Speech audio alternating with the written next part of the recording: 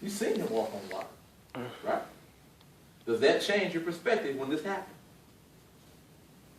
We didn't see it. We heard about it. No, he's talking about it in your situation.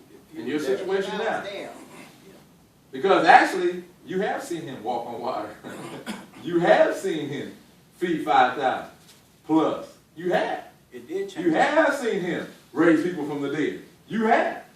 Now, I ain't talking about the particular ones that you see in here, but in your own personal life. When you didn't have anything in your cupboards.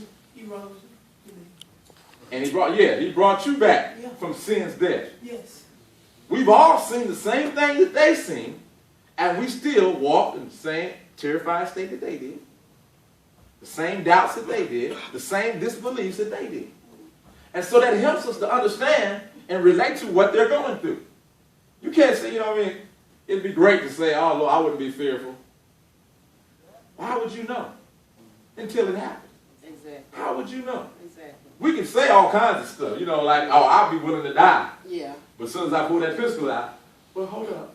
Let me think about it. I got to get my clothes out to clean it. And I already bought these John P. Key concert tickets. And then my daughter, her graduation is coming up. So I'm going to have to pass on that one. I'll be a Christian next Sunday. Yeah. But it's easy to say that. But until you're faced with that reality, you don't really know what you would do. That's true. And so it's easy to point the finger at them and say, oh, yeah, they were scared. I would have been scared. Because I know everything that we did. But remember, they're in human flesh, just like you and I. So, let's go on. He's already showed them his hands and his feet. Again, because the spirit can't have either. Can't have any flesh. Spirit can't have that. You saw your grandma and she got flesh. I eat it. Hey, you say, that Jesus? Jesus still working? Amen. You know what I'm saying? Jesus still working. He brought her back to life. But it's not a spirit. It's not a ghost. She has hands and feet. Flesh. Flesh.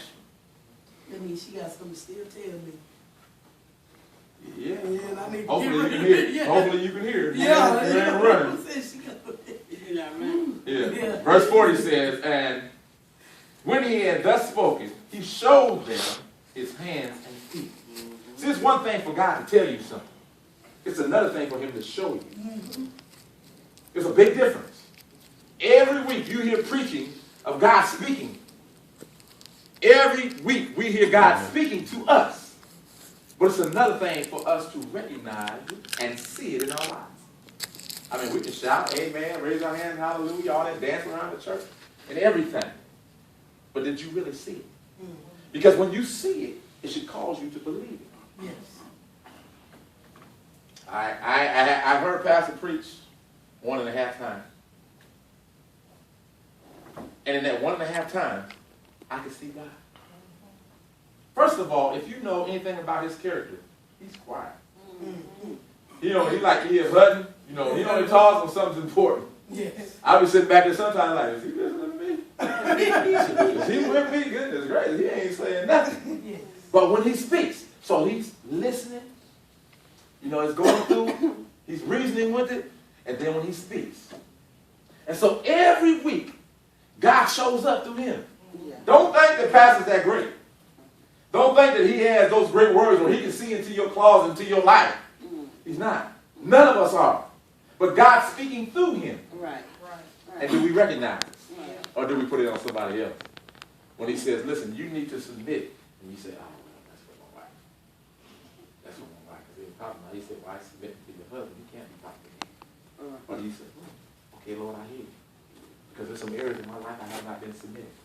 But he speaks. And so Jesus spoke to them, but then he also followed it up. Because they said, let your walk line up with your talk. We got a good talk here. We got it. But does our walk line up with what we say? And so Jesus' walk and his talk line up. They parallel one another. And it says, and while they yet believed not, for joy and wonder, he said unto them, have ye here any meat? Why in the world would they not believe, but yet have joy? And then Jesus said, do you have anything to eat? Why?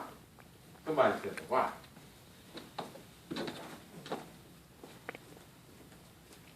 My take is that Jesus really, he knew he was gonna get you to believe.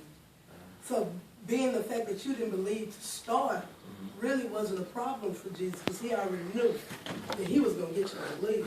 So for him to still ask you, do you have something to eat, was him doing what he was set out to do from the beginning.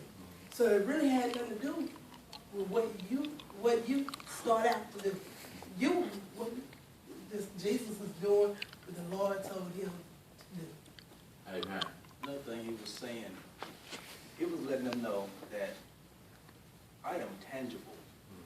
That's the main thing. I am tangible. That's why he asked for something to eat, because they were still doubting, even though they were beginning to believe. But when he said, give me something to eat, then they, you know, The ghosts don't eat.